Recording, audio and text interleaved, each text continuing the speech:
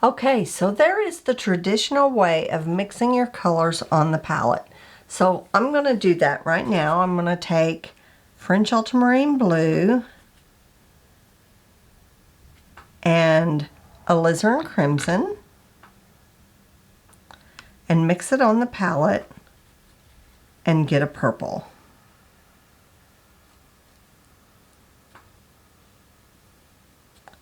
And you can shift that one way or the other. You can add more French Ultramarine to make it a deeper purple.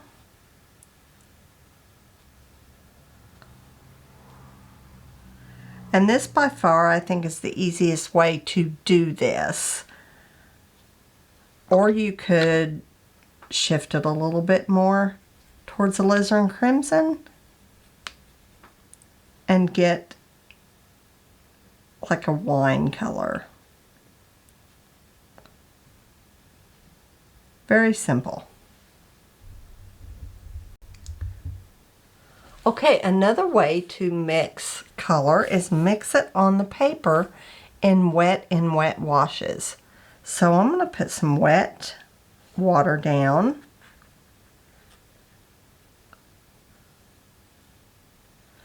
And I'm going to grab some alizarin crimson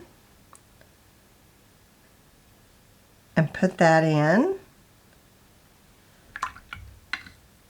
And then I'm going to grab some French Ultramarine and put that in. And you get a much more organic, natural mix. There may be more areas of red and more areas of blue, but you will get a reed of purple.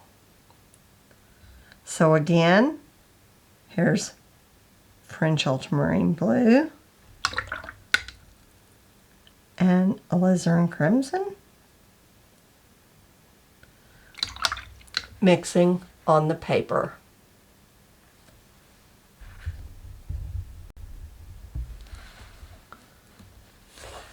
The next way to do it is actually by glazing one color over another. So I'm going to get some alizarin crimson.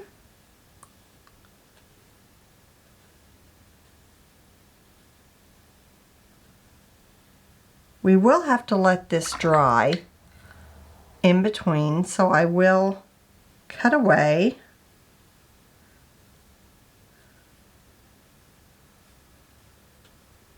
and dry the paper, and we'll come back and we'll glaze over those. Okay, so now we're going to take the French Ultramarine Blue and we're going to glaze over the alizarin crimson. May need a little bit more pigment there. There we go.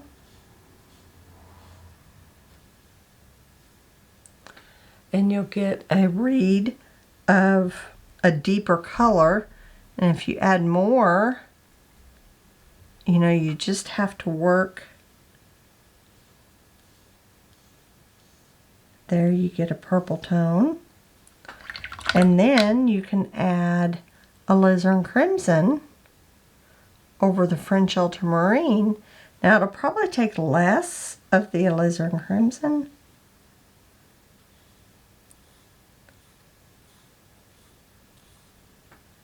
Alizarin crimson's a strong color, but there it reads as purple as well. So there's 3 ways to do color mixing, either on the palette, on the paper wet and wet, which I kind of like, and or glazing one color over another.